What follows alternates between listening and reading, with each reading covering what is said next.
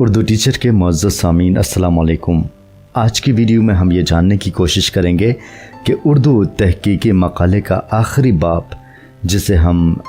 حاصل تحقیق، مجموعی جائزہ یا محاکمہ کہتے ہیں، وہ کیسے تحریر کریں۔ اکثر میں نے دیکھا ہے کہ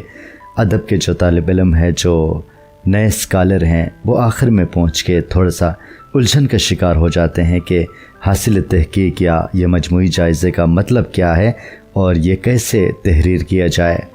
تو آگے بڑھتے ہیں۔ میں نے اس حوالے سے ایک پیج یہاں پہ بنا رکھا ہے، چند الفاظ لکھے ہوئے ہیں، جس میں سب سے پہلے میں نے ایک فرضی مقالے کے ابواب بندی یہاں پہ درج کی ہے۔ تو اس میں سب سے پہلا باب جو ہے احمد فراز کی ادبی خدمات۔ اس میں جب بھی ہم کسی ادبی شخصیت کی بات کرتے ہیں یا ان کی شاعری کا تذکرہ کرتے ہیں یا اس پر تحقیق کرتے ہیں، تو سب سے پہلے ہم اس کی حالت زندگی لکھتے ہیں، اس کے ادبی خدمات کے بارے میں لکھتے ہیں، اس کے بعد پھر جا کے اس کے فن پر بات ہوتی ہے۔ تو پہلے باب میں جس طرح میں نے لکھا ہے، احمد فراز کی ادبی خدمات ہیں، جو اس نے شاعری کی ہے، جو کچھ لکھا ہے، اور باب دوم میں احمد فراز کی غزلیہ شاعری کا جائزہ، اور باب سوم میں احمد فراز کی نظمیہ شاعری کا جائزہ، یعنی الگ الگ ظاہر ہے ابواب بندی کرتے ہوئے ہم اس کی شاعری کو تقسیم کریں گے۔ اور باب چہارم میں آپ دیکھیں کہ احمد فراز کی متفرق شاعری کا جائزہ۔ اب ظاہر ہے ہم پورے مقالے پہ بات نہیں کر رہے ہیں، ہم نے صرف ایک ہی چیپٹر پہ ہم نے بات کرنی ہے، تو ان کو صرف میں اس لیے یہاں پہ مینشن کیا ہے تاکہ آخری باب کو آپ سمجھ سکیں۔ تو باب پنجم جو ہمارے پاس آتا ہے وہ ہے مجموعی جائزہ، محاکمہ اور حاصل تحقیق۔ دیکھیں جس طرح ابواب بندی میں ہم نے بات کی ہے کہ سب سے پہلے ادبی خدمات، پھر غزلیہ شاعری، پھر احمد فراز کی نظمیہ شاعری، پھر متفرق شاعری۔ تو جب آپ مجموعی جائزے کا آغاز کرتے ہیں تو اس میں بھی آپ کوشش کریں گے کہ آپ جو کچھ لکھا ہے اس کا ایک خلاصہ سا بیان کریں، اس کا مجموعہ آپ جو ہے پیش کریں آخر میں۔ تو سب سے پہلے آپ کیا کریں گے کہ پہلے باب میں آپ نے جو کچھ لکھا ہے اس کا ایک مختصر جائزہ پیش کریں گے، جیسے آپ نے اس کے ادبی خدمات کے بارے میں لکھا ہے، لیکن یاد رکھیں کہ جب آپ نے اس کی پیدائش کے بارے میں لکھا ہے یا تعلیم کے بارے میں لکھا ہے اور دیگر جو اس کے زندگی کے واقعات کے بارے میں لکھا ہے، اس کو آپ مینشن نہ کریں، کیونکہ پھر وہ ریپیٹیشن ہو جائے گی۔ اس لیے ان کو چھوڑ کے اب تھوڑی سی ان کی شاعری پہ بات کریں، جیسے ان کی شاعری کی چند خصوصیات کا تذکرہ کریں کہ وہ بہت ہی عظیم شاعر تھے، بڑے شاعر تھے، اور ان کی شاعری میں غم جناں بھی ہے، غم دوران بھی ہے۔ تو پہلے باب میں آپ یہ شامل کریں، لیکن یاد رکھیں کہ اس میں آپ کوئی بھی حوالہ شامل نہیں کریں گے مجموعی جائزہ یا محاکمہ یا حاصل تحقیق میں، اور کوئی بھی آپ اس میں ہیڈنگ نہیں دیں گے۔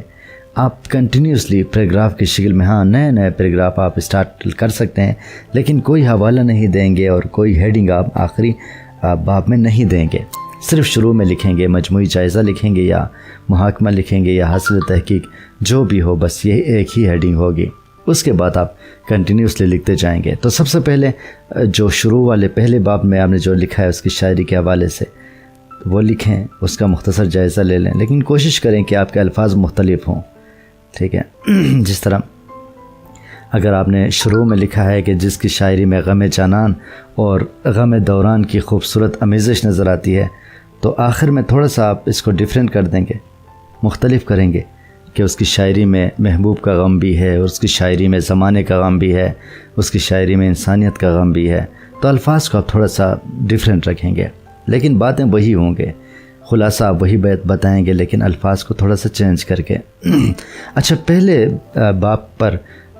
چند پیجز لکھنے کے بعد، یا بہت ہی ایک پیج میں بھی آپ کر سکتے ہیں، 2 میں بھی آپ کر سکتے ہیں، اور اس سے زیادہ بھی ہو سکتا ہے۔ پھر آپ دوسرے باب کو اٹھائیں گے، جس طرح اس میں غزلیہ شاعری ہے، اور آپ آغاز کریں گے کہ جس طرح میں نے لکھا ہے کہ احمد فراز کی غزلیہ شاعری کی بات کی جائے تو اس میں یہ خصوصیت ہے، وہ خصوصیت ہے۔ پھر آپ اس پہ 1-2 پیجز لکھنے کے بعد پھر آپ جو ہے نظمیہ شاعری پہ آئیں گے، اور اس کا بھی اسی طرح خلاصہ آپ بیان کریں گے، یعنی کوشش کریں گے کہ ایک جیسے نہ ہوں، ڈیفرنٹ الفاظ میں مختلف الفاظ میں آپ پیراگراف کی شکل میں لکھتے جائیں گے، اور پھر آپ باب چہارم کی طرف آئیں گے اور ان کے جو متفرق شاعری ہے اس پہ آپ نے جو کچھ لکھا ہے اس کا خلاصہ آپ بیان کریں گے۔ جب یہ ہو جائیں پھر آپ نے نتائج بیان کرنے ہوتے ہیں۔ یہ ہیڈنگ آپ نے دینی ہوتی ہے نتائج کے لیے، اور ہیڈنگ دینے کے بعد یہ نمبرز میں آپ لکھتے ہو۔ مثال کے طور پر جو نتیجہ آپ کے سامنے آیا، مثال کے طور پر دیکھو میں نے لکھا ہے احمد فراز کی غزلیہ شاعری میں محبوب کی جدائی کے قصے عام ہیں، اور احمد فراز کی شاعری میں انسانیت کا دکھ جھلکتا ہے، انسانیت کا غم جھلکتا ہے۔ احمد فراز کی نظمیہ شاعری میں صنعتوں کا استعمال بھرپور ہے۔ تو اسی طریقے سے جو آپ کے سامنے آتے ہیں نتائج وہ آپ لکھیں گے تو کم از کم یہ جو ہے 6 نتائج تو ہونی چاہیے، اور زیادہ سے زیادہ آپ 10 تک جا سکتے ہیں۔ اور تجاویز کی بات کریں تو بالکل یہ بھی آپ پوائنٹس کی شکل میں اور اس کی شکل میں دیں گے، 1 2 3 کی شکل میں، نمبرات کی شکل میں آپ دیں گے۔ تو اس میں اپنے تجاویز دینے ہوتے ہیں، اور سب سے اہم تجاویز وہی ہوتے ہیں کہ احمد فراز پہ آپ نے تحقیق کرتے ہوئے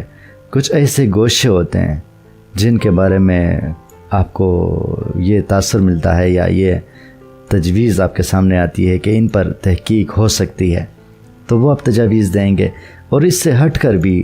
اگر آپ نے کوئی خاص بات محسوس کی ہے، مثال کے طور پر آپ لائبریریوں میں گئے اور وہاں پر احمد فراز کی کتابیں ناپید ہیں، تو پھر آپ یہ مشورہ بھی، یہ تجویز بھی دے سکتے ہیں کہ لائبریریوں میں احمد فراز کی شاعری کی کتابوں کی دستیابی یقینی بنانے کی ضرورت ہے، یا ان کی کتابیں مارکیٹ میں ناپید ہیں تو آپ یہ تجویز دے سکتے ہیں کہ ان کی کتابیں ملتی نہیں ہیں تو ان کی کتابوں کو دوبارہ شائع کرنے کے لیے انتظامات کیا جائے۔ لیکن یہ تحقیق کے حوالے سے ضرور آپ کچھ نہ کچھ تجاویز اس میں شامل کریں گے، جیسے میں نے یہاں پہ لکھا ہے کہ احمد فراز کی نظمیہ شاعری میں انسان دوستی پر تحقیق ہو سکتی ہے۔ احمد فراز کی غزلیہ شاعری میں رومانیت پر تحقیق ممکن ہے۔ احمد فراز کی شاعری غم جانان اور غم دوران کی خوبصورت عکاسی ہے یا خوبصورت آمیزش ہے، تو اس پر تحقیق ممکن ہے۔ احمد فراز کی شاعری میں اصلاح کا جذبہ پایا جاتا ہے، تو اس حوالے سے بھی تحقیق ہو سکتی ہے۔ اور لائبریریوں میں احمد فراز کی شاعری کی کتابوں کی دستیابی یقینی بنانے کی ضرورت ہے۔ یہ بھی آپ 5-6 تک تجاویز دے دیں، اور یہ آپ 10 تک بھی لے جا سکتے ہیں اگر آپ کے پاس خاص تجاویز ہوں۔ یہ تجاویز دینے کے بعد آپ کا مقالہ اختتام پذیر ہو جاتا ہے۔ اس کے بعد اگر بعضی مقالے ایسے ہوتے ہیں جس میں تمام حوالے آخر میں لے جائے جاتے ہیں، اور بعضی ایسے ہوتے ہیں جو چیپٹر کے آخر میں ہوتے ہیں۔ اگر چیپٹر کے آخر میں آپ نے حوالے دیے ہیں تو 4تھے چیپٹر کا جو آخر ہے وہ آخری حوالہ جات ہوں گے۔ ظاہر ہے پھر 5ویں چیپٹر یعنی محاکمہ میں کوئی حوالہ نہیں ہوتا، تو آپ کتابیات سے آغاز کریں گے، کتابیات آخر میں آ جائیں گے، جس میں آپ ابتدائی ماخذ اور ثانوی ماخذ درج کریں گے، اور اسی کے ساتھ جو ہے آپ کا مقالہ اختتام پذیر ہوگا، خاتمہ ہوگا۔ مجھے امید ہے کہ اس ویڈیو سے یہ جو مجموعی جائزہ ہے یا محاکمہ ہے، اس حوالے سے کافی آپ کچھ سمجھنے کے قابل ہو گئے ہوں۔ پھر بھی کوئی سوال ہو تو آپ مجھے کمنٹ سیکشن میں ضرور بتائیں، تاکہ میں اپنی بساط، اپنی قابلیت کے مطابق آپ کی رہنمائی کر سکوں۔ بہت شکریہ، اللہ حافظ۔